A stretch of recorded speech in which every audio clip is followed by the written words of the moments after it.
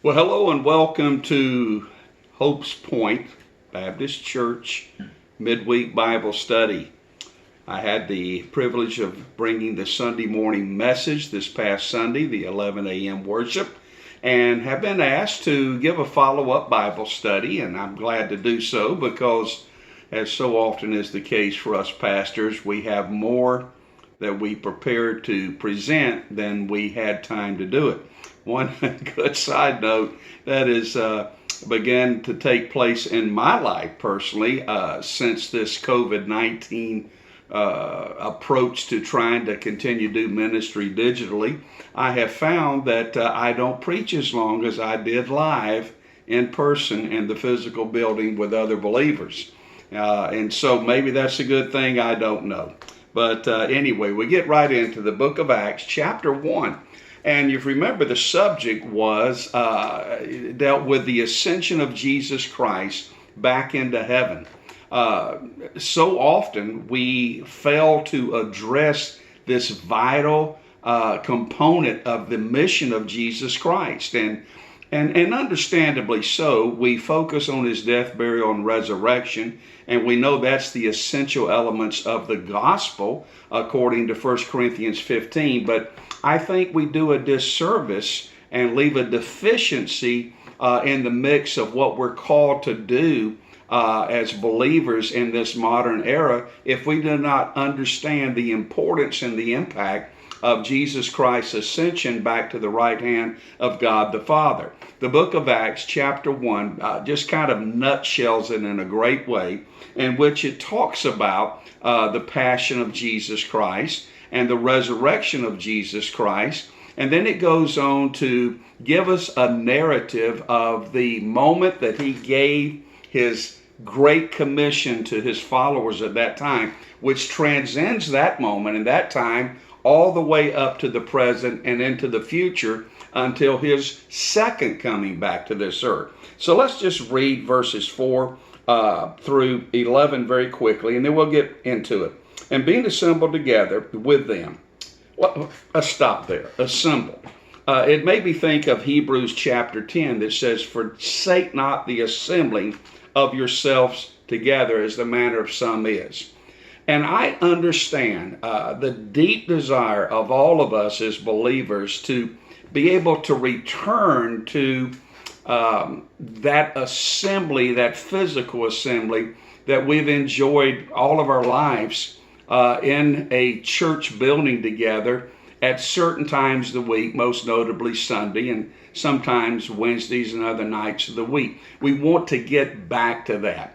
The challenge we're facing right now is if we do begin to get back to it, how is that possibly going to remain a little bit of a challenge and an unknown based on the developing information we're getting about how many can assemble at any given time?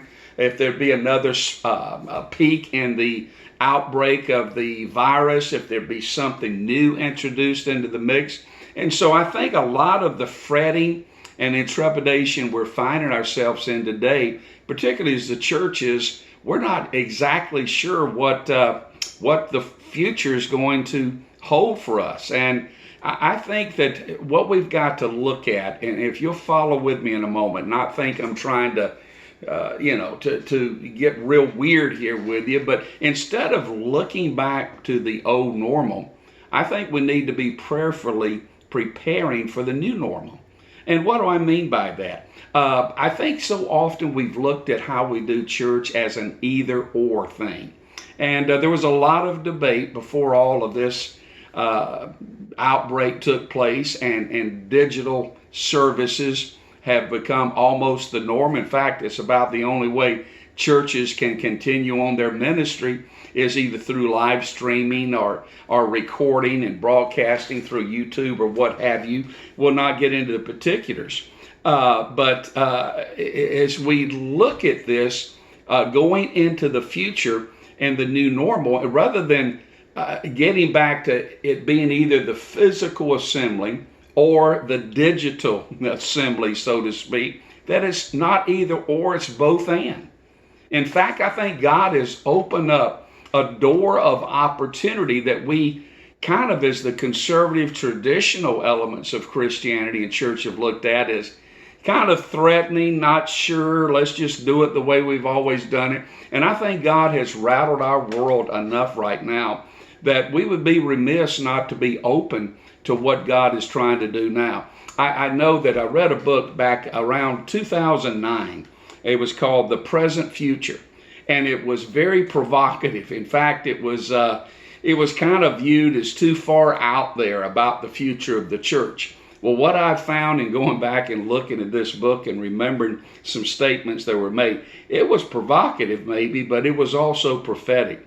And one of the things he made a statement about is things would change so rapidly, and things would be disrupted so violently in the future that we would no longer be able to effectively plan. But what we're left with is the opportunity to prepare. So instead of planning a future that we don't know what it's going to be, let's prepare ourselves for that future. And certainly in that physical assembly, it talked about provoking one another to good works and stirring one another up. And so as we look at this assembling together, let's look at the opportunities that God is presenting to us to move into the future with a greater sense of opportunity. I've been amazed to find out that in the midst of all the hand-wringing going on about what's happening to churches, hearing churches closing, churches that won't reopen, what have you, that there are churches that are thriving right now. And they are celebrating that they're impacting more lives than ever, seeing more come to Christ than ever. Their offerings are up. There's an excitement, although they miss the physical gathering together, they are seizing the moment.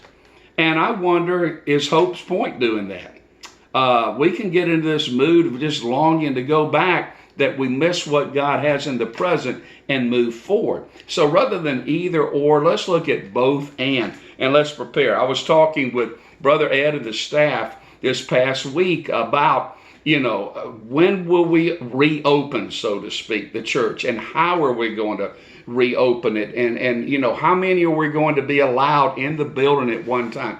How many services we'll have to have? And so all of that is causing anxiety because we're not exactly sure right now.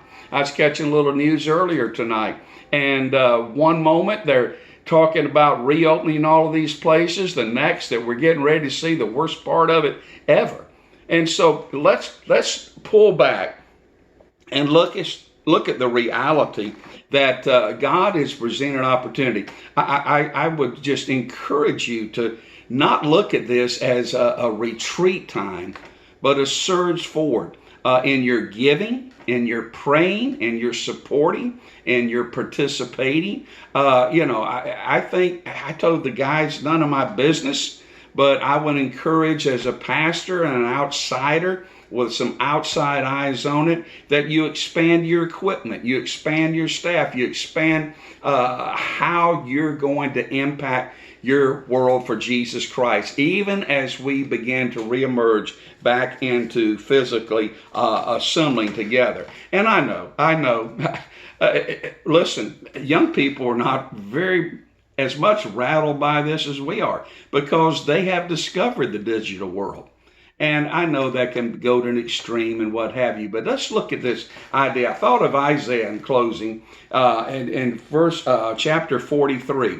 And it says, "Thus says the Lord, who makes a way in the sea and a path through the mighty waters, who brings forth the chariot, the army, and the power, that they shall lie down together, they shall not rise again. They are extinguished, they are quenched like a wick." What is he referring to here? This goes all the way back to Exodus chapter 14. It was a time of great threat and great challenge in the life of Israel.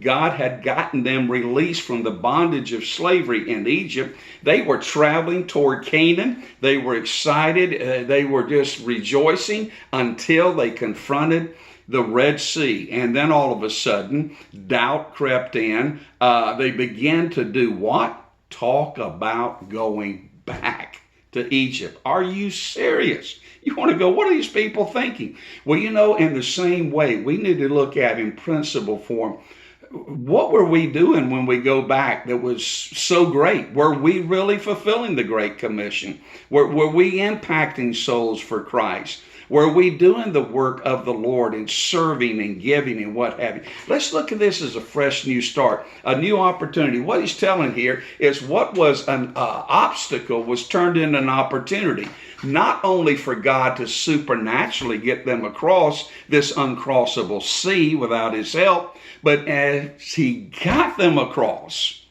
he also used this opportunity to destroy the enemies that threaten him. Wow.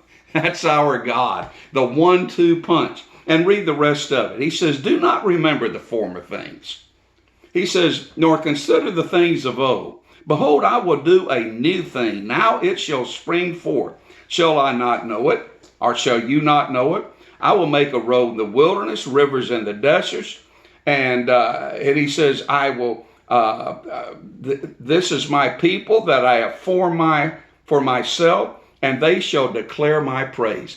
Are we going to declare the praise of God? Are we going to be positive? Are we going to stay focused? Are we going to continue to give and to serve and to pray and to work? Because one of the greatest aspects of his ascension was the promise he's coming again.